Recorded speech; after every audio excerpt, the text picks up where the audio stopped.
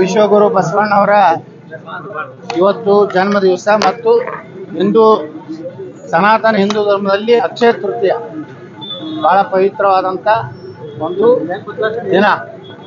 ಅದರ ಜೊತೆಗೆ ಛತ್ರಪತಿ ಶಿವಾಜಿ ಮಹಾರಾಜರದ್ದು ಇದ್ರ ಪ್ರಕಾರ ನಿನ್ನೆನೆ ಆಗ್ಬೇಕಾಗಿತ್ತು. ಆದ್ರೇನೋ ಮಹಾರಾಷ್ಟ್ರ ಸರ್ಕಾರದವರು ಹೊಸ ಒಂದು ಇದನ್ನ ತೆಗೆದು ಅದು ಎರಡು ಮೊದಲು ಶಿವಾಜಿ ಮಹಾರಾಜರು ಬಸವಣ್ಣವ್ರು ಒಂದೇ ಹಿಂದೊಂದು ದಿವಸ ಮುಂದೆ ಇವತ್ತೊಂದು ದಿವಸ ಆಗ್ತಿದೆ.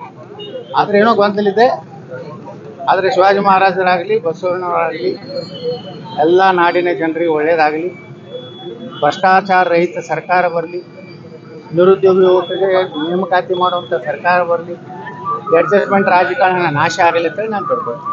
ಅಲ್ಲ, ಈಗ ಸರ್ಕಾರ ಬರಲಿ ಅಂತಂದ್ರೆ ಸರ್ಕಾರ ಬೇರೆ ಬರುವಂತ ಚಾನ್ಸಸ್ ಇದೆ. ಬರ್ತದೆ, ಯಾಕೆ ಬರೋದಿಲ್ಲ? ಯಾವಾಗ ಚೇಂಜ್ ಯಾಕೆ ದೇಶನಾಗ ಮತದಾರರು ಚೇಂಜ್ ಆದ್ರೆ ಯಾರು ಏನು ಮಾಡೋದಾಗೋದಿಲ್ಲ. ರಾಜ್ಯದಲ್ಲಿ ರಾಜ್ಯ ಸರ್ಕಾರ ಆಗಿದ್ರೆ ಮತ್ತೆ ಬೇರೆ ಸರ್ಕಾರ ರಾಜ್ಯ ಸರ್ಕಾರ ಚೇಂಜ್ ಆಗಿ ಏನು ಈ ಸರ್ಕಾರ ಏನು ಹೈಕಮಾಂಡ್ ಇದೆ ಅಲ್ಲ, ಹೈಕಮಾಂಡದಲ್ಲಿ ಟೆಂಡರ್ ನಡೆದಿದೆ. ಡಿ ಕೆ ಶಿವಕುಮಾರ್ ಹೆಚ್ಚು ಕೊಡ್ತಾರೋ, ಸಿದ್ದರಾಮಯ್ಯನವ್ರು ಹೆಚ್ಚು ಕೊಡ್ತಾರೋ. ಆ ಟೆಂಡರ್ ಇನ್ನೂ ಬಿಡ್ ನಡೆದಿದೆ, ಇನ್ನೂ ಅದು ಕೊನೆಯ ಫೈನಲ್ ಆಗಿಲ್ಲ. ಅದ ಕೂಡ ರಾಹುಲ್ ಗಾಂಧಿ ಅನೌನ್ಸ್ ಮಾಡ್ತಾರೆ, ಇದು ರೇಟ್ ಹೆಚ್ಚಾಗಿದೆ, ಅದಕ್ಕೆ ನಾನು ಎಕ್ಸ್ ವೈ ಜೆಡ್ ಮಾಡಿದೆ. ಕಾಂಗ್ರೆಸ್ ಶಾಸಕ ರಾಜಣ್ಣ ಅವರೇ ಈಗ ವ್ಯಕ್ತಪಡಿಸಿದ್ದಾರೆ, ಅಸಹಾಯಕರಾಗಿದ್ದಾರೆ, ಮಾತಾಡ್ತಾ ಇಲ್ಲ. ರಾಜಣ್ಣ ಅವ್ರು ಹೇಳಿದ್ದು 100% ಸತ್ಯ ಇದೆ. ನನ್ನ ಹಾಗೆ ರಾಜಣ್ಣ ಅವ್ರು ಸಹ ಕಾಂಗ್ರೆಸ್ನಲ್ಲಿ ನೇರವಾಗಿ ಮಾತಾಡೋರು. ಅವರು ಸಿದ್ದರಾಮಯ್ಯನವ್ರು ಭಾಳ ನಂಬಿದ್ರು. ಇವರು ಒಬ್ಬರೇ ಅಲ್ಲ, ಬಹಳಷ್ಟು ಸಿದ್ದರಾಮಯ್ಯ ಫಾಲೋವರ್ಸ್ ಬಳಿ ಈ ಒಂದು ಭಾವನೆ ಬಂದಿದೆ. ಒಂದನೇದು, ಸಿದ್ದರಾಮಯ್ಯನವರು ಮೊದಲಿನ ಸಿದ್ದರಾಮಯ್ಯ ಇಲ್ಲ, ನಂಬರ್ 1. ಇದನ್ನು ವಿಧಾನಸಭೆದಾಗ ಹೇಳಿನಿ. ಎರಡನೇದ್ದು, ತಮ್ಮ ಫಾಲೋವರ್ಗಳ ರಕ್ಷಣೆ ಮಾಡ್ತಾ ಇದ್ದಾರೆ.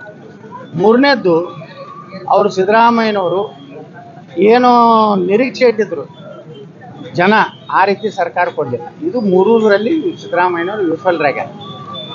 ಸರ್, ಬಾಗಲಕೋಟು ಆಮೇಲೆ ದಾವಣಗೆರೆದು ರಿಸಲ್ಟ್ ಬರೋಕ್ಕಿಂತ ಮುಂಚೆನೆ ಕಾಂಗ್ರೆಸ್ನಲ್ಲಿ ವಿಕೆಟ್ ಬೀಳ್ತಾ ಇದ್ದಾರೆ. ಇದರ ಅರ್ಥ ಕಾಂಗ್ರೆಸ್ ಎರಡೂ ಕಡೆ ಸೋಲ್ತಿದ್ದಾನೋ ಅಂತ ಶುಭ ಸೂಚನೆ. ಆ ಶುಭ ಸೂಚನೆ ಸಿಕ್ಕಿದ್ರಿಂದ ಇವತ್ತು ಇದೇನು ವಿಜೇಂದ್ರನ ಪವಾಡ ಏನಿಲ್ಲ. ನಾಳೆ ನೀವೆಲ್ಲ ಹೊಡಿತೀರಿ, ಕೆಲವೊಂದು ಅದಾವು. ಆ ವಿಜಯ ಕರ್ನಾಟಕದ ಪೇಪರ್ ಇದೆ, ಹೆಚ್ಚು ಕಡಿಮೆ ವಿಜೇಂದ್ರ ಕರ್ನಾಟಕ ಮಾಡಿದ್ರು ಚಲೋ ಅವರು. ನಾಳೆ ಏನಂತಾರೆ, ವಿಜೇಂದ್ರ ನೇತೃತ್ವದಲ್ಲಿ ಬತ್ತಾರೆ. ಅಲ್ಲಿ ಸಾಬರು ಕಾಂಗ್ರೆಸ್ಸಿಗೆ ಬುದ್ಧಿ ಕಲಿಸ್ಬೇಕಾಗೈತಿ. ಸಾಬರ ಜಗಳ, ಕಾಂಗ್ರೆಸ್ ಜಗಳ, BJPಗೆ ಲಾಭ ಆಗ್ತದೆ.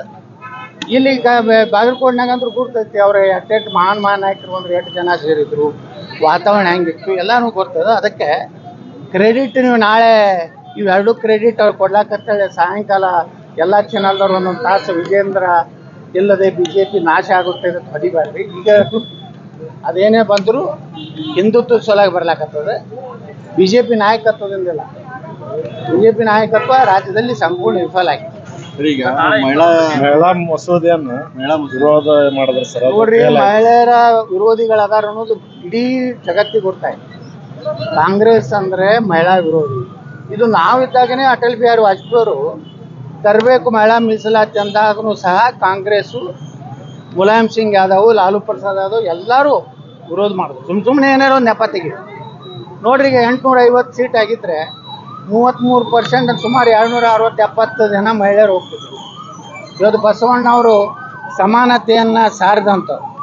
ಇವತ್ತೇನಾದರೂ ದೇಶದಲ್ಲಿ ಮಹಿಳೆಯರಿಗೆ ಮೋಸ ಮಾಡಿದಂಥವ್ರು ಯಾರಪ್ಪ ಅಂದರೆ ಕಾಂಗ್ರೆಸ್ಸು, ರಾಹುಲ್ ಗಾಂಧಿ, ವಿದೇಶಿ ಇಟ್ಲಿ ಹೆಣ್ಮಗಳಾದಂಥ ಸೋನಿಯಾ ಗಾಂಧಿ.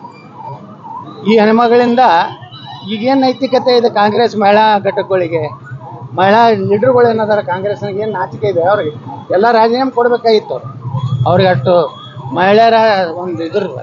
ಮಹಿಳೆಯರ ಅಂದ್ರೆ ಏನು ತಿಳ್ಕೊಂಡಾರೆ, 2,000 ರೂಪಾಯಿ ಕೊಟ್ಟರಾಯ್ತು, ಫ್ರೀ ಪಾಸ್ ಕೊಟ್ಟರಾಯ್ತು, ಅದಕ್ಕೆ ನಮ್ಗೆ ಓಟ್ ಹಾಕ್ತಾರೆ ಅನ್ನೋಂಥ ಏನು ಕಲ್ಪನೆ ಇದೆಯಲ್ಲ, ಮುಂದಿನ ವಿಧಾನಸಭೆ ಲೋಕಸಭೆದಾಗ ತಿಳಿಸ್ತಾರೆ. ಇದೇನು ನರೇಂದ್ರ ಮೋದಿಯವರು ಹಿನ್ನಡೆ ಅಲ್ಲ, ಇದು BJP ಹಿನ್ನಡೆ ಅಲ್ಲ, ಇದು ಹಿನ್ನಡೆ ಕಾಂಗ್ರೆಸ್ಸಿಗೆ.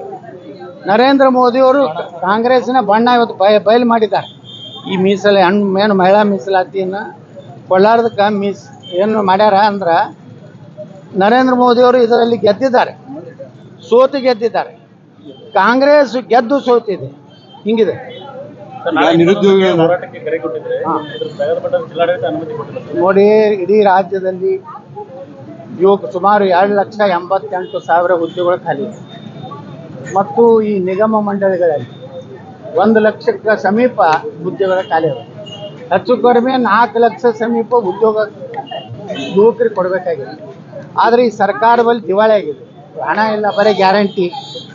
ಈ ಸಲನೂ 1,16,000 ಕೋಟಿ ರೂಪಾಯಿ ಸಾಲ ತೆಗೆದಾರೆ. ಎದ್ರ ಸಾಲ ತೆಗೆದಾರ? ಅಭಿವೃದ್ಧಿ ಸಾಲ ತೆಗೆದಾರ ಅಥವಾ ಕೃಷ್ಣಾ ನೀರಾವರಿ ಪೂರ್ತಿ ಮುಗಿಸ್ತೀನಿ ಅಂತ ತೆಗೆದಾರ? ಏನೂ ಇಲ್ಲ. ಕೇವಲ ಸರ್ಕಾರಿ ನೌಕರರು ಸಂಬಳ ಮಾಡಬೇಕಾಗಿದೆ, ಗ್ಯಾರಂಟಿ ಇದನ್ನು ಮೇಕಪ್ ಮಾಡಿಕೊಡೋದು. ಇದರಿಂದ ಕರ್ನಾಟಕದ ಅಭಿವೃದ್ಧಿ ಆಗ್ತಾ ಇಲ್ಲ. ನಿರುದ್ಯೋಗ ಯುವಕರಿಗೆ ಇವತ್ತು ಏನು ಸಿಗಬೇಕಾಗಿತ್ತು ನೌಕರಿ, ಅದು ಸಿಗ್ತಾ ಇಲ್ಲ. ಅದಕ್ಕೇ ನಾವು ನಾಳೆ ಬಿಜಾಪುರನ ಕರೆ ಕೊಟ್ಟಿದ್ದೀವಿ. ಆದರೆ ಪೊಲೀಸರು ರಾಜ್ಯ ಸರ್ಕಾರದ ಒಂದು ಒತ್ತಡದಿಂದ ಈ ಒಂದು ಏನು ಅನುಮತಿಯನ್ನು ನಿರಾಕರಿಸ್ಯಾರ. ನಾವು ಇದನ್ನು ಕಲಬುರಗಿ ಪೀಠದಲ್ಲಿ ಚಾಲೆಂಜ್ ಮಾಡ್ತೀವಿ. ನಾವು ಹೋರಾಟ ಬಿಡುವುದಿಲ್ಲ. ನಾನು ಯುವಕರ ಜೊತೆ ಇರ್ತೀನಿ, ಕರ್ನಾಟಕದ ನಿರುದ್ಯೋಗ ಯುವಕರ ಜೊತೆಗೆ. ನಾಳೆ ಇನ್ನೊಂದು 15 ದಿವಸದಲ್ಲಿ ನಾವೆಲ್ಲ ಯುವಕರ ಜೊತೆ ಚರ್ಚೆ ಮಾಡಿ ಬಿಜಾಪುರದಿಂದ ಬೆಂಗಳೂರು ಚಲೋ ಕಾರ್ಯಕ್ರಮ ಕೊಡ್ತೀವಿ. ಅಲ್ಲಿ ಸುಮಾರು 1 ಲಕ್ಷ ಯುವಕರು ಸೇರಿಸಿ ಏನು ನಾವು ಹೋರಾಟ ಮಾಡ್ತೀವಿ. ಸರ್ಕಾರದ ಪತನದ ಮೊದಲನೇ ಹೆಜ್ಜೆ ಆಗ್ತದೆ. ನಾನು ಸಿದ್ದರಾಮಯ್ಯ ಸರ್ಕಾರಕ್ಕೆ ಎಚ್ಚರಿಕೆ ಕೊಡ್ತೀನಿ. ತಕ್ಷಣ ನೇಮಕಾತಿ ಪ್ರಾರಂಭ ಮಾಡಬೇಕು. ನಮ್ಮ ನಿರುದ್ಯೋಗ ಯುವಕರಿಗೆ ಉದ್ಯೋಗ ಕೊಡಬೇಕು. ಯಾರಿಗೆ ನಿರುದ್ಯೋಗ ಯುವಕರು ಉದ್ಯೋಗ ತಗೋತಾರಲ್ಲ ಅವ್ರಿಗೆ ಯಾವ ಫ್ರೀಗಳನ್ನು ಕೊಡುವ ಅವಶ್ಯಕತೆ ಇಲ್ಲ. 2,88,000 ಉದ್ಯೋಗಗಳನ್ನು ತುಂಬಿಟ್ರೆ 2,88,000 ಕುಟುಂಬಗಳು ಏನೋ ಅವ್ರ ಅನುಕೂಲ ಆಗ್ತದೆ. ಅಂಥವ್ರಿಗೆ ಏನು ಗ್ಯಾರಂಟಿ ಬೇಕಾಗಿಲ್ಲ. ಕಾಂಗ್ರೆಸ್ ಸರ್ಕಾರದಲ್ಲಿ ಪ್ರತಿಭಟನೆ ಮಾಡಲಿಕ್ಕೂ ಅನುಮತಿ ಕೊಡೋಲ್ಲ. ಹೌದು, ಅದು ಇವತ್ತು ಏನು ಹಿಂದೆ ಇಂದಿರಾ ಗಾಂಧಿ ಎಮರ್ಜೆನ್ಸಿ ತಂದಿದ್ರಲ್ಲ, ಇವತ್ತು ಸಿದ್ದರಾಮಯ್ಯನ ಎಮರ್ಜೆನ್ಸಿ ಕರ್ನಾಟಕದಲ್ಲಿ ನಡೆದಿದೆ. ಸಿದ್ದರಾಮಯ್ಯನವರು ಈ ರೀತಿ ಯುವಕರು ತಮ್ಮ ಬೇಡಿಕೆ ಬೇಡಬೇಕಲ್ರಿ, ಯಾರ್ಯಾರಿಗೂ ಪರ್ಮಿಷನ್ ಕೊಡ್ತಾರೆ. ಆದರೆ ಹುಡುಗರು ತಮ್ಮ ಈಗ ನೋಡ್ರಿ, ಅವರು ನಾವೇ ಆತ್ಮಹತ್ಯೆ ಮಾಡ್ಕೋತೀವಿ ಅನ್ನೋದು ಸ್ವಚ್ಛ ಮರಣ ಅದನ್ನ ಮಾಡ್ತೀವಿ ಅನ್ನೋಂಥ ಪರಿಸ್ಥಿತಿಗೆ ಯುವಕರು ಬಂದಾರ. ಮತ್ತು ನೀವು ಯುವಕರದ ಹೋರಾಟದ ಒಂದು ಹಕ್ಕೇನಿದೆ ಪ್ರಜಾತಂತ್ರದಾಗ. ಎಂತಿಂಥ ದೇಶದ್ರೋಹಿಗಳ ಹೋರಾಟಕ್ಕೆ ಸಪೋರ್ಟ್ ಮಾಡ್ತಾರೆ. ಪಾಕಿಸ್ತಾನ ಜಿಂದಾಬಾದ್ ಅನ್ನೋಂಥ ಹೋರಾಟಗಳಿಗೆ ನಮ್ಮ ಪೊಲೀಸ್ ಇಲಾಖೆ ಅನುಮತಿ ಕೊಡ್ತದೆ. ನಿರುದ್ಯೋಗ ಯುವಕರು ತಮ್ಮ ಭವಿಷ್ಯದ ಬಗ್ಗೆ ನೋಡ್ರಿ, ಲಕ್ಷಾಂತರ ರೂಪಾಯಿ ಕೊಟ್ಟು ಶಿಕ್ಷಣ ಕಲ್ತಿರ್ತಾರೆ.